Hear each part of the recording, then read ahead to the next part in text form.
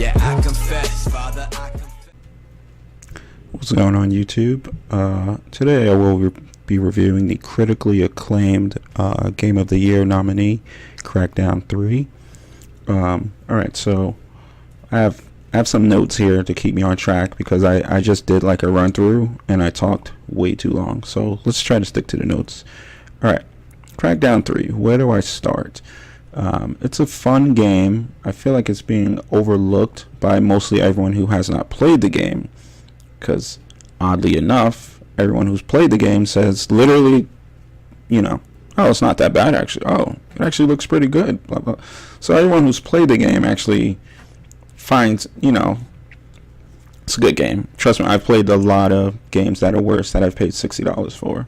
So anyway, I don't know about you guys, but I have beat 'em up fatigue. So games like Batman and Shadow of Mordor I do actually like, but like it gets to a point where you run into enemies and you're just annoyed, like you're gonna have to fucking combo your way out, and you're like about to take a good like 10-15 minutes just on some enemies.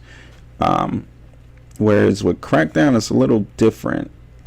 You just blow shit up. Like you see a bunch of enemies, it's not a big deal. You can just blow shit up. You get to the point where you're strong enough where you don't even have to fight them if you don't want to, but you usually do.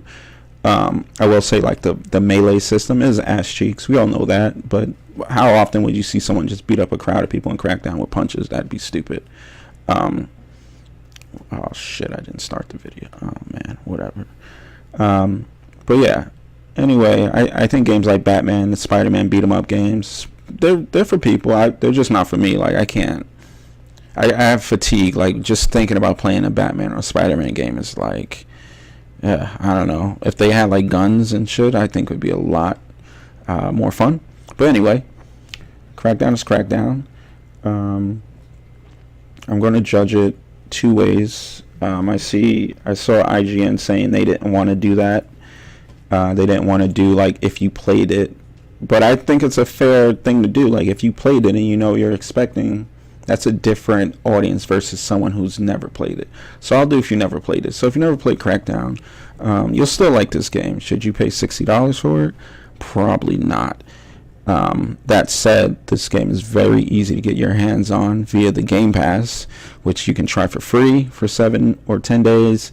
You can do it for $1 for your first month, or if you did the Crackdown stress test, they send you a free month. So I mean, it's pretty much a free game. It should only take 6 or 7 hours to beat the story mode.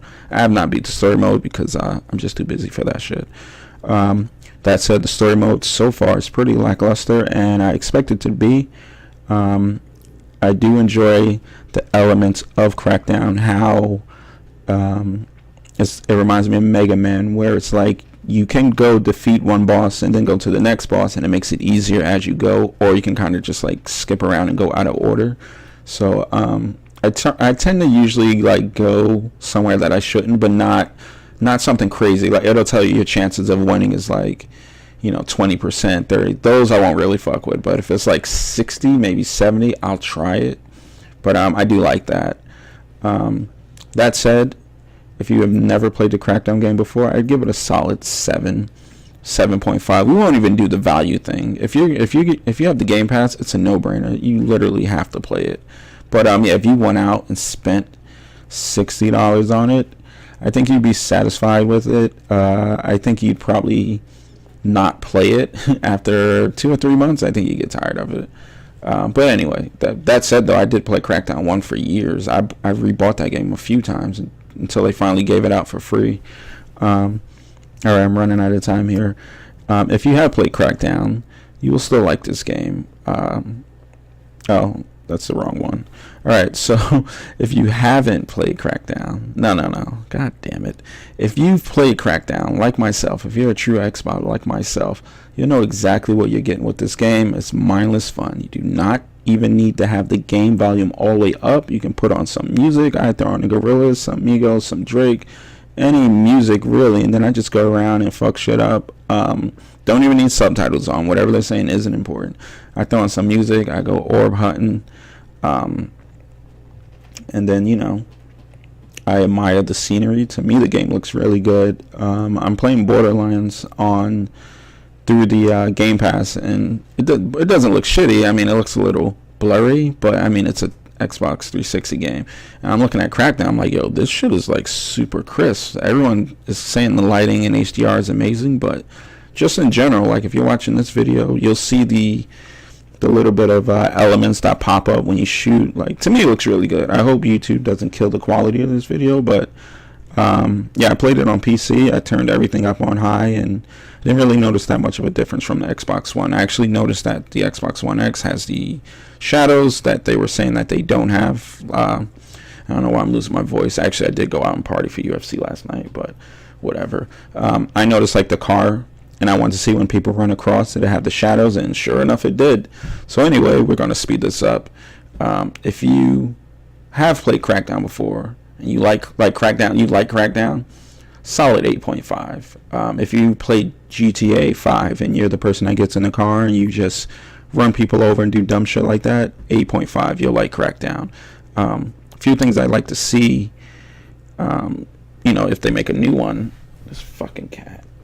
If they make a new one, work on the story mode, bring back 4-player co-op, have some destruction story mode. I understand you can't just destroy everything, but you should be able to destroy certain buildings, and they can like just make them an excuse that they're repairing them over time, and then when you come back to the game, the building's back. But just to bring some destruction to single player mode. Let me see, how much time do I have? Oh, wait, am I at it? 6-7 minutes. Yeah, so I mean, I'm gonna go into multiplayer as well. So if you never played the game before, I'd give it a 7.5. If you played it and you like Crackdown style, 8.5. Next, we'll look into the heavily criticized multiplayer. Alright guys, next we're going to talk multiplayer. Good old multiplayer. Now, I got some footage up here. This footage should have some sound, but as you can see, multiplayer doesn't look as good as single player, and I mean, I guess I want to say it's not a bad thing, but I guess it's not a good thing. I feel multiplayer is just completely by a totally different team. Like, it's not even like a part of the game. Like, multiplayer loads up on its own thing, but that's besides the point. Is multiplayer fun? Multiplayer is actually very fun. Once you understand the dynamics, I have a video up of me playing the stress test, and I thought to dive forward was the B button.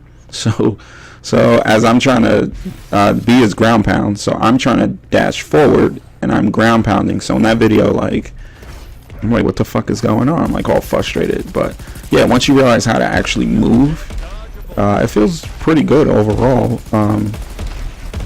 The biggest problem is just you're gonna run out of shit to do. I mean, there's only 3 levels. One of the levels kind of sucks, so it's like you almost hope you don't even get that level.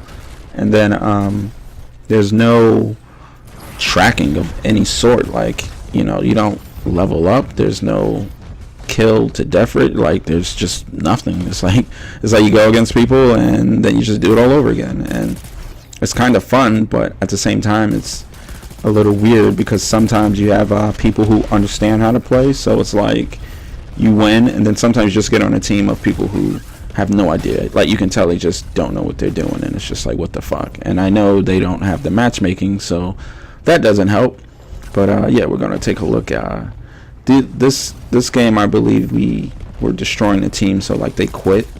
So this gives me a chance to look at the destruction and stuff. And yes, it's not the destruction that they promised. I don't know why people can't seem to get over that, because the issue I have with, I mean, like when you're playing it and you see shit falling, you always stop and look. You're like, okay, that's kind of impressive. But the issue I have with people being so like pissed off about it is, number one, is people that are not going to buy the game, which is fine. I mean, they still have a right to talk shit about it, but there was like huge like opportunities to see that they weren't gonna have that type of destruction. Like, we knew it wasn't in there. So it's one thing like if they never showed us, if they just kept telling us, oh no, it still has it, and then they release the game and it's like, oh, like what is this shit? It's like, no, they showed it at E3 last year, that they have Wrecking Zone, and it's not going to be what was shown in the alpha. And then they even let you play it ahead of time, so you know exactly what you're getting. I know other companies out there that will show you something at E3 and just release the game to you, and it's it's totally downgraded. It's not the same that is promised, and you just had no idea. Whereas this, you definitely had an idea. You knew it wasn't going to be the same. And no, they shouldn't have shown that footage, but you got to keep in mind the team behind that was just totally bought out by Epic Games. So do I think they ever could have made it like that pre-alpha demo? No, definitely not running on an Xbox, not even on a One X, I don't think. But it's a lot of work. That whole team left, took that technology with them. So now you have to hire another team, and you have to use. It's still a cloud, but it's different. I believe it was Cloud Engine or some shit. They are with Epic, and I think they're gonna make that tool set available for everyone. So Sony, Microsoft, we'll say Nintendo, but Nintendo ain't using no cloud shit.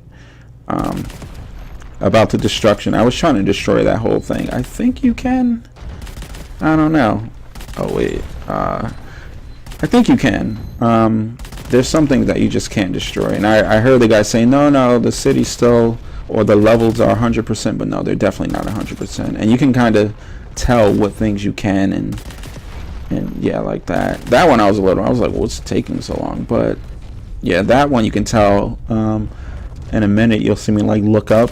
I guess if it doesn't have like a transparent look to it, then it's not destructible. But I don't know. I believe you can blow out all those windows, but you can't collapse the actual building. I think when shit falls on people, it should take damage. That would make it a little bit more entertaining. And then also, as I was rewatching this video, I was thinking of ways they can make it better. Definitely add some type of level up system. You gotta have matchmaking with friends, even though honestly I like the randoms, because I usually play with randoms anyway, and then what happens is when I play with randoms, I end up going against a team of like people who play together, and you get fucking destroyed. So I'm kind of cool with randoms on randoms, but that's a feature that they just have to have. So I'm sure it has something to do with the cloud. They want to connect you to people in your area, so that's probably why they don't have the matchmaking. But yeah, they're gonna have to fix that. What else was it? More levels. Just add bullshit. You can add simple bullshit, just outfits.